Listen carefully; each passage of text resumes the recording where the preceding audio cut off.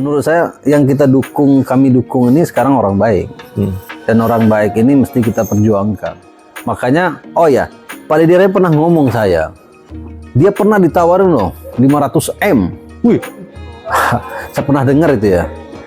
Dari hitung-hitungannya, logikamu dari mana itu? Harusnya kalau dia nyari duit, dia terima aja tuh udah. Mau kalah menang lumayan kan. Tapi nggak bisa begitu. Nanti ini negeri ini kota ini akan tersandra oleh komitmen yang nggak jelas. Karena harus mengembalikan 500 M. Ya 500 M itu kan keuntungan. Oh, keuntungan. Berarti proyeknya harus berapa?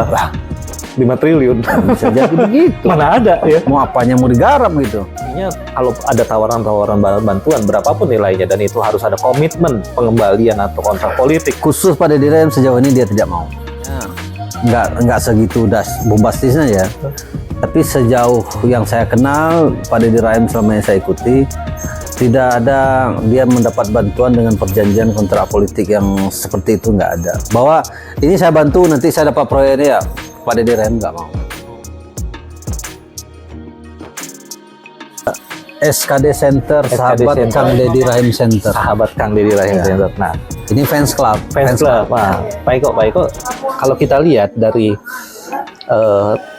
survei elektabilitas bakal calon wali kota Bogor terakhir beberapa bulan terakhir, baik dari LS Venus dan terakhir adalah dari LSI Denny JA. Nah, itu ada 3 nama yang selalu di atas. Satu, Pak Deddy Rahim, dia selalu number 1, 39-40%. Kemudian yang menarik adalah Sandy. Kalau LSI Denny JA 20, tapi di LS Venus beda lagi. Justru yang naik malah si Ryan 20 gitu. Tapi setidaknya 3 nama ini makin populer. Dan menariknya adalah analisa kita justru nama-nama yang kader partai politik itu di bawah 5, 6, 7 seperti mohon maaf Pak Atang, kader partai PKS, ketua partai Pak Rusli dari Golkar, ketua Golkar, Pak Jenal dari Gerindra. Nah, terus kalau kita berkaca nih, ya dulu Kang Bima itu menang pertama kali di periode pertamanya justru karena dia antitesa dari Kang Diani yang birokrat. Kang Bima datang sebagai kader politisi partai ya, pengurus pusat lagi kan, DPP ya. Nah, ini menarik ya. Apakah setelah 2 periode Kang Bima terjadi kebosanan di masyarakat Bogor sehingga elektabilitas para kader partai ini turun? Wah, akan melihatnya seperti apa nih sebagai ketua fans club Kang Deddy Rahim? Ya, kalau saya melihat perkembangan di masyarakat Kota Bogor khususnya ya, dan ini mungkin efek juga dari Pilpres yang 2 periode. Efek Pilpres sebenarnya. Bagaimana? Pilpres ya? Iya, efek Pilpres karena ternyata orang mulai jenuh dengan kampanye para politisi yang basicnya dari kader partai. Jadi mulai masyarakat tuh melirik kepada tokoh-tokoh profesional, tokoh-tokoh masyarakat yang memang tingkat kepeduliannya ke masyarakat itu tinggi gitu. Nah, makanya dari awal ketika Pak Deddy Rahim dilantik jadi wakil wali kota, saya dan kawan-kawan tuh langsung menyatakan diri menjadi fans club beliau. Bukan pendukung, bukan tim sukses, bukan. Tapi fans club, bagaimana seseorang itu menjadi figur idola bagi masyarakat. Dan Anda sendiri bukan kader partai kan? Bukan. Dan fans club yang Anda macam-macam. Justru ada yang dari kader partai.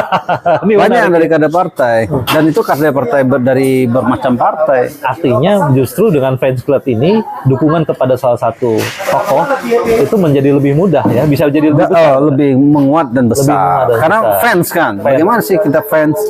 Jadi begini, kita melihat sosok Pak Deddy Rahim ini, background beliau ini kan 13 tahun di Komisi Pemberantasan Korupsi. Jadi naluri naluri seseorang itu kan tidak gampang diubah oleh sistem atau keadaan.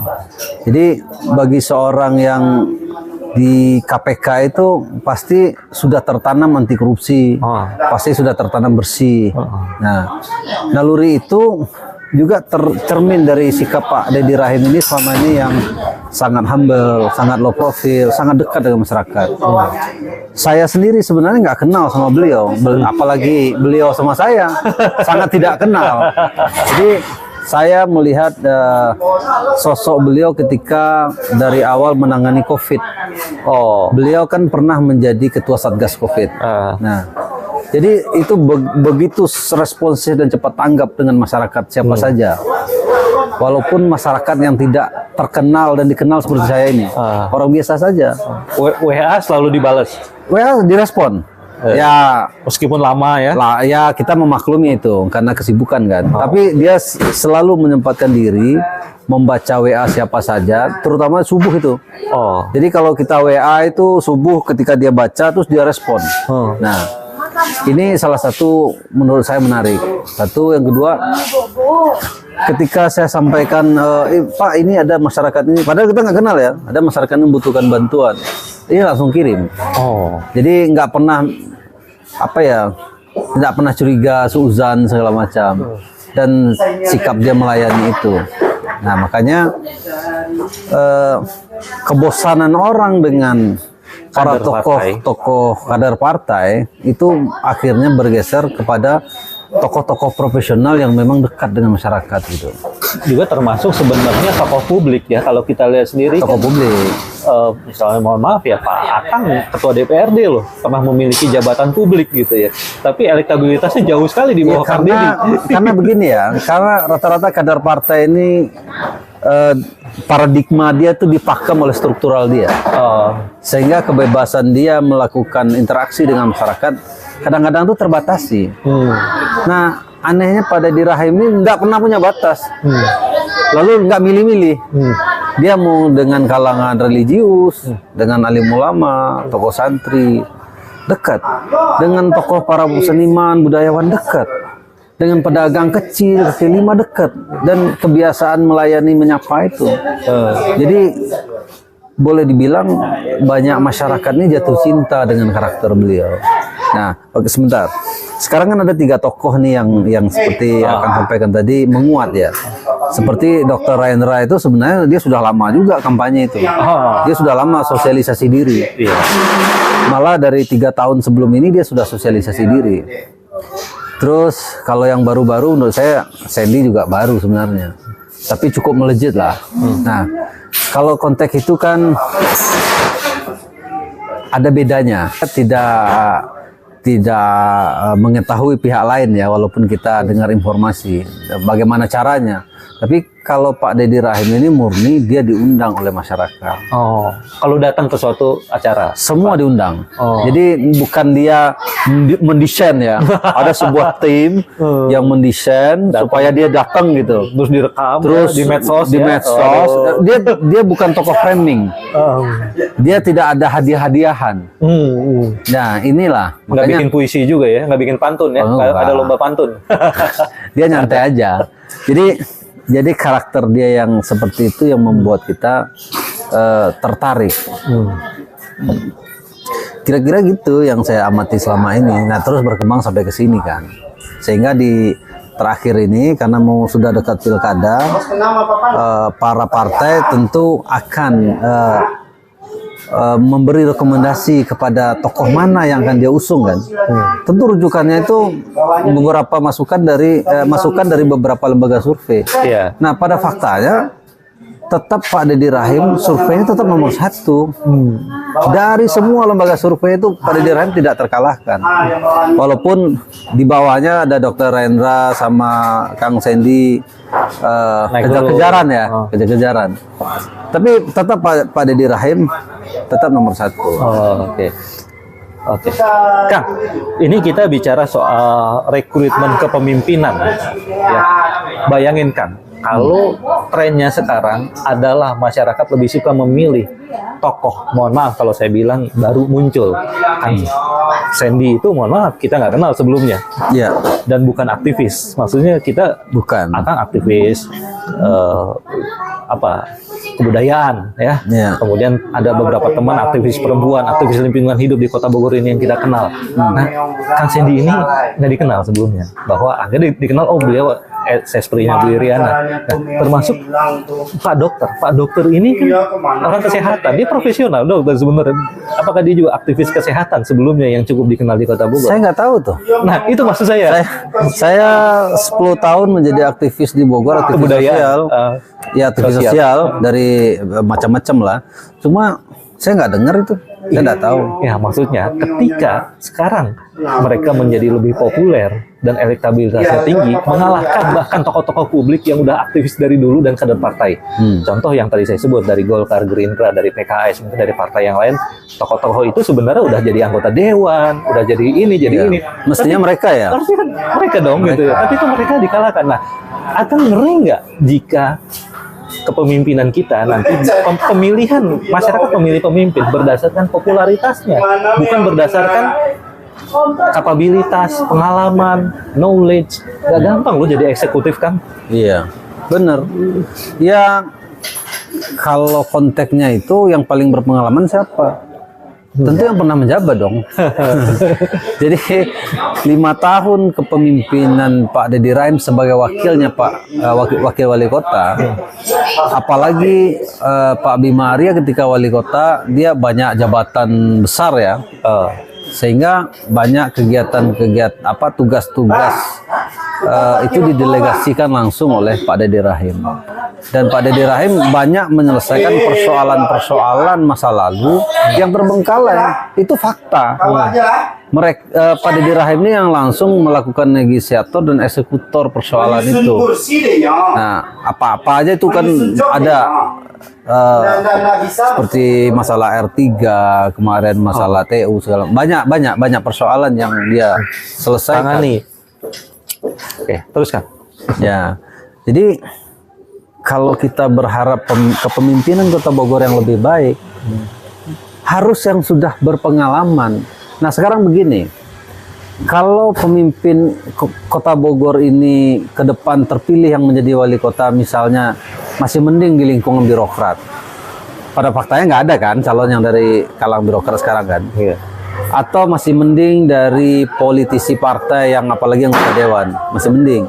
Nah, kalau misalnya hanya orang profesional terus tiba-tiba populer terus menang, punya uang, bagaimana tuh?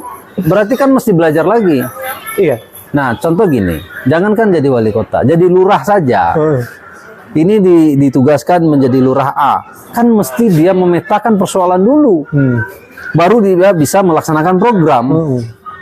Itu bukan kerja gampang. Nah, bagaimana ke depan kalau kita dapat wali kota selama 4 tahun dia belajar, apalagi kalau wali kota yang tersandra dengan komitmen politik bla bla bla bla untuk menang, itu logistik ya macam-macam lah gitu. Ya. Jadi akan khawatir ya dengan keadaan saat ini? Sangat khawatir, saya sangat khawatir. Tapi saya sangat besar harapan juga melihat begini ya. Saya menjadi fans club itu di tahun kedua Pak Deddy Rahim menjadi wakil wali kota. Tahu nggak sekarang itu berapa organ relawan? Itu ratusan loh, hampir 100 bahkan lebih dari 100 komunitas relawan Deddy Rahim. Jadi kita bingung, saya juga sendiri bingung, itu mereka tuh dari mana? Emang siapa yang biayai? Enggak, mereka membiayai diri sendiri. Mereka membiayai diri sendiri, bikin komunitas, baik komunitas kecil di sektor-sektor terkecil sampai di tingkat RT RW atau di lingkungan hobi, di lingkungan apa gitu. Itu ratusan muncul komunitas-komunitas relawan Deddy Rahim. Beda sama yang lain. Nah, kita tahu lah yang lain dikondisikan lah gitu. Dikondisikan. Iya. Nah, ya artinya kalau dari sisi Akang sebagai ketua dari fans club ini pilihan udah pasti ke Deddy Rahim ya. Dan Akang mendukung Deddy Rahim menjadi fans club Deddy Rahim itu 2 tahun setelah Deddy Rahim menjabat. Satu tahun. Belum ada 2019 kan, 2020 saya dukung. Padahal saat itu Deddy Rahim juga belum ada pikiran untuk maju. Saya juga nggak kenal dia nggak kenal saya.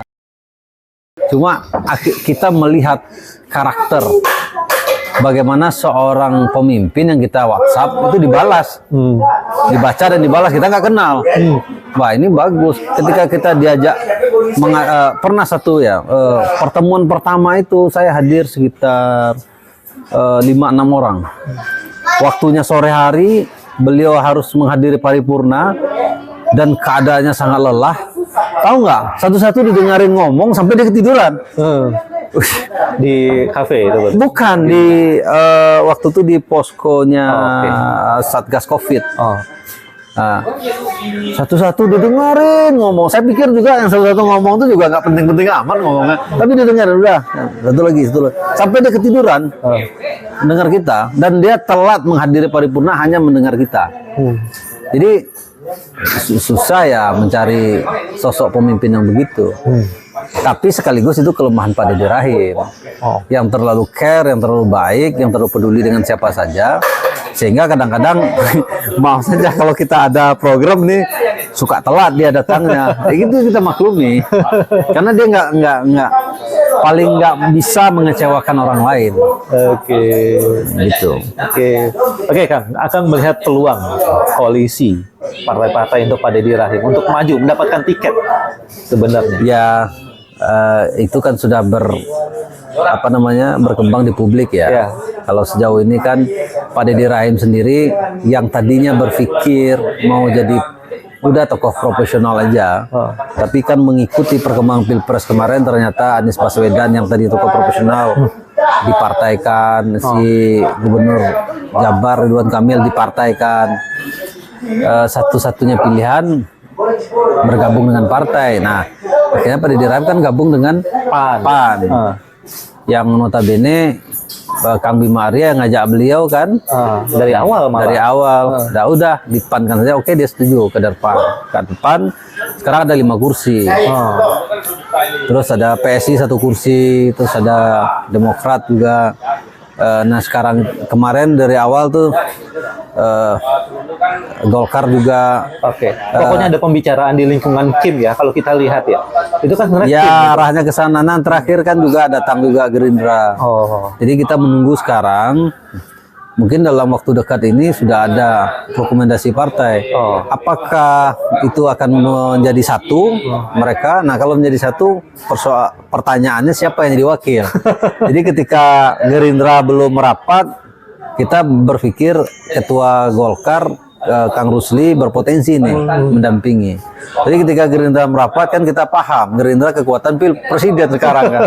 Jadi tentu ya kita ngikut aja. Makanya kami di fans club Deddy Rahim termasuk aliansi relawan dan segala macam itu menunggu aja. Tapi tetap ya bergennya tinggi ya karena di elektabilitasnya selalu nomor 1 ya. Artinya semua partai di seluruh pilkada itu kan tetap elektabilitas hasil survei. Jadi masing-masing partai kan rata-rata ada survei internal, ada eksternal. Mereka punya evaluasi. Kan partai tetap memberi dukungan kepada yang akan berpotensi menang kan. Iya dong. Jadi kalaupun partai sekarang ngotot memunculkan kadernya sendiri, orang popularitas elektabilitas rendah, buat apa? Artinya ini masih akan cair ya Kang ya. Kalau kita lihat dari bacalon yang politik sangat dinamis. Oke, kalau ke ranah partai atau dukungan koalisi partai, kita nggak mau meraba-raba, kita nunggu aja. Tapi kita sangat total melakukan sosialisasi di akar rumput di masyarakat Deddy Rahimnya. Nah, inilah sosok Deddy Rahim, tokoh Kota Bogor yang sudah berpengalaman, yang hanya tinggal melanjutkan kemajuan ini. Jadi kita total ke sosok Pak Deddy Rahim. Kang, kalau nggak salah yang bacalon itu yang sudah melamar ke partai itu ada 16 orang. Ya bacalon ya, termasuk termasuk Pak Deddy, Sandy dan yang banyak balehonya beredar jalan-jalan. Eka, siapa lagi? Banyak. Yang perempuan Adinda. Siapa? Adina. Mantan Regina. Pokoknya perempuan lah ya. Salah satunya perempuan. Nah, ini kan artinya semua orang sekarang bisa menawarkan diri untuk menjadi bacalon nih ya. Tapi kalau pasti bisa kan, itu hak politik warga negara kan. Cuma persoalannya kenapa banyak kalau kita bandingkan antara tokoh politik yang dari kader partai dengan profesional, banyak tokoh profesional kan? Iya. Nah, kader partai yang muncul ya Jenal dari Gerindra, Rusli dari Golkar, Atang, cuma itu. Iya, cuma itu yang kita tahu ya. Iya. Selebihnya tokoh publik, bukan tokoh bahkan ya profesional aja ya. Ya gimana tokohnya gitu. Tokoh itu kan berbuat. Tapi kalau Pak Deddy kan udah jelas gitu. Kalau yang lain, makanya saya menarik ada satu kalimat itu, kalau kita milih pemimpin tuh ya jangan karbitan, jangan titipan. Karena kan kita dengar ya bahwa ya karbitan yang tiba-tiba entah dia siapa, entah di mana-mana tiba-tiba muncul kan. Ya berarti kan dikarbit. Dalam waktu singkat dia populer gitu. Terus kita juga dengar bahwa si A atau ini titipan dari kekuatan yang lebih besar, istana gitu kan. Saya pikir itu hanya satu opini yang memang sengaja diciptakan saja. Seakan-akan bahwa peluangnya menjadi lebih besar gitu. Si A duitnya banyak gitu kan, karena profesinya ini, dia ada bisnis ini. Si B dia punya kekuatan yang besar, bokirnya banyak duit gitu kan. Ya masyarakat kan nggak bisa dibeli. Jadi akan yakin masyarakat akan tetap lebih bisa jernih. Saya nggak percaya, karena dinamika politik gini, duit itu pasti masyarakat terima, karena memang masyarakat butuh. Iya. Tapi hati nurani masyarakat nggak bisa dibeli. Oke. Apalagi untuk Kota Bogor sebenarnya nama Kang Deddy itu ya. Kota Bogor kan kecil Kang, dari pelosok ujung ke ujung itu udah ketahuan aja. Jadi misalnya di ujung ini si A berbuat begini, tapi paling di ujung mana kedengaran. Nah tim itu sendiri kan juga kita tahu ya. Tim pendukung, tim sukses itu kan banyak timnya yang sukses daripada orangnya gitu, yang didukungnya. Ya itu fakta. Itu fakta. Oke. Satu lagi nih. Ada mitos bahwa di Kota Bogor itu tidak pernah wakil menjadi wali kota.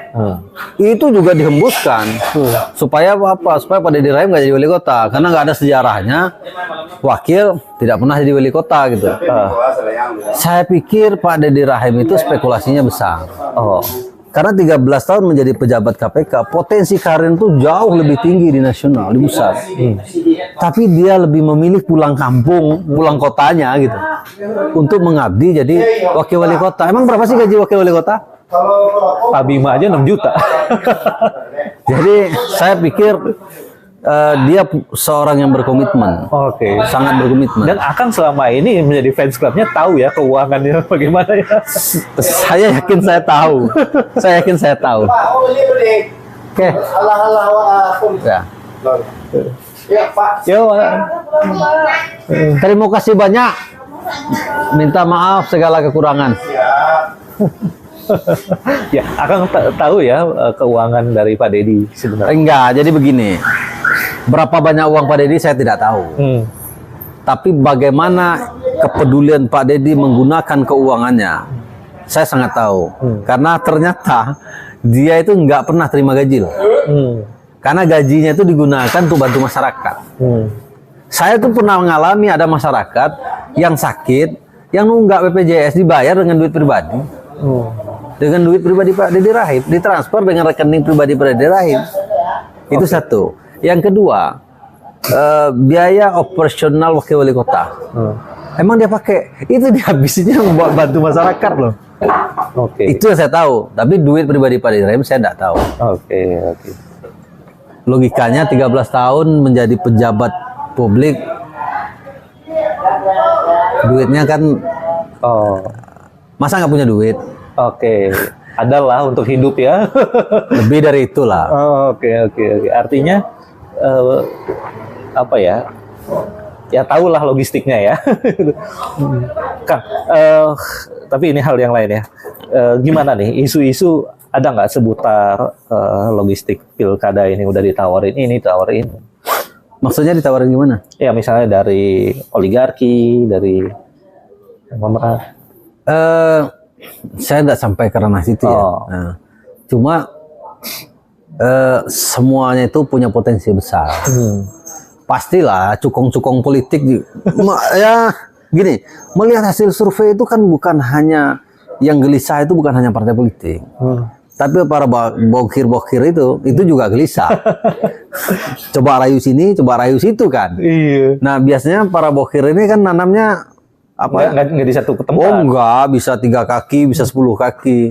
Dia lihat, kalau menurut saya 3 survei tertinggi atau 5 survei tertinggi itu pasti ditawarin bantuan semua. Nah sekarang persoalannya sikap. Siapa yang mau terima bantuan itu dengan MOU yang macam-macam. Nah sejauh ini saya belum. Politik maksudnya. Nah ya sejauh ini saya belum dengar Pak Deddy terima bantuan dari satu pihak dengan perjanjian BC. Saya belum dengar itu. Saya belum dengar itu. Kalau yang lain nggak tahu. Nggak tahu dan saya nggak mau tahu juga. Bikin masalah itu. Oke, makasih banyak. Sebentar. Oh, iya, Terakhir ini, iya. saya malah dari pihak yang berseberangan itu menantang saya. Kenapa kamu pilih Deddy Rahim? Nggak bisa kita mendukung itu hanya karena perasaan. Harus objektif segala macam. Nah, saya nggak peduli sebenarnya kan. Menurut saya yang kami dukung ini sekarang orang baik. Dan orang baik ini mesti kita perjuangkan. Kalau persoalan program si A bagus, si B bagus, untuk program itu semua orang pergi ke pustaka, bikin rangkuman itu program bagus semua. Persoalan mampu nggak dia mengaplikasikan program ketika dia menjabat. Makanya, oh ya, Pak Deddy Rahim pernah ngomong saya. Dia pernah ditawarin loh 500 M. Wih, saya pernah dengar itu ya. Dari hitung-hitungannya, logikamu dari mana itu? Harusnya kalau dia nyari duit, dia terima aja tuh udah. Mau kalah menang lumayan kan. Tapi nggak bisa begitu. Nanti ini negeri ini kota ini akan tersandra oleh komitmen yang nggak jelas. Karena harus mengembalikan 500 M. Ya 500 M itu kan keuntungan. Keuntungan. Berarti proyeknya harus berapa? 5 triliun. Bisa jadi begitu. Mana ada ya? Mau apanya mau digarap gitu. Nggak mungkin. Tapi bagi orang-orang yang berpikiran pendek pasti terima aja. Bisa aja apa aja mau diolah kan. Kan nanti yang melakukan tersandra itu kan pemerintahan kota ini. Oke. Ya artinya kalau ada tawaran-tawaran bantuan berapapun nilainya dan itu harus ada komitmen pengembalian atau kontrak politik. Khusus pada Deddy Rahim sejauh ini dia tidak mau. Ya. Tidak mau, dan bahwa itu sebenarnya karena nggak bisa jadi nggak masuk akal juga, karena sebenarnya Kota Bogor kan proyeknya juga nggak gede-gede amat gitu kan. Ya anggaplah misalnya nggak segitu bombastisnya ya. Tapi sejauh yang saya kenal Pak Deddy Rahim selama yang saya ikuti, tidak ada dia mendapat bantuan dengan perjanjian kontrak politik yang seperti itu, nggak ada. Bahwa ini saya bantu nanti saya dapat proyeknya, ya Pak Deddy Rahim nggak mau. Bahkan selama saya mendukung beliau ketika beliau sudah menjabat saja, dia itu tidak pernah melakukan intervensi kepada kepala dinas, kepada pokoknya di bawah jajaran dia tidak intervensi. Bisa saja misalnya kan saya pendukung nih, Pak minta saya proyek di situ, kan dia bisa saja telepon kepala dinas atau ACC kan, nggak pernah. Jadi kita bingung juga kalau misalnya orang yang dukung beliau berharap ke depan dapat posisi strategis, dapat proyek segala macam, menurut saya naif ya. Karena jadi ini nothing tulus saja orangnya. Jadi kalau kamu berprestasi, kamu mampu, silahkan berkompetisi, kamu layak mendapatkan. Karakternya begitu ya saya lihat. Oke. Tendernya maksudnya. Iya, mau tender mau apa aja, kamu layak, ikut silahkan, ya silahkan gitu. Jadi tidak ada apa istilah sekarang kata abuse of power, Jadi menggunakan kekuasaannya untuk kepentingan orang dekat dia. Sejauh saya mengenal dia belum pernah saya lihat. Mudah-mudahan tidak pernah. Karena itu bagian dari korupsi. Jadi di Komisi Pemberantasan Korupsi itu kan juga sejauh ini kan ada sosialisasi tentang korupsi. Korupsi itu tidak hanya menyalahgunakan jabatan atau maling uang, termasuk kekuasaan, kedekatan segala macam yang zaman Soeharto KKN itu bagian dari korupsi. Nah, di KPK itu ada sosialisasi begitu. Maka di awal tadi saya bilang, mengubah mindset orang itu tidak gampang. 13 tahun orang di KPK yang punya framing bersih, itu nggak gampang tiba-tiba dikotori oleh situasi tertentu. Makanya kita harus pilih Deddy Rahim sebagai wali kota. Waduh. Itu closing Itu statement. closingnya begitu. Mengubah mindset orang yang bersih tidak akan mungkin dengan tekanan tertentu dia mengotori dirinya, karena itu sudah menjadi prinsip, sikap, dan karakter leadershipnya. Maka kita warga masyarakat Kota Bogor wajib pilih Dedi Rahim, sudah berpengalaman dan bersih. Siap.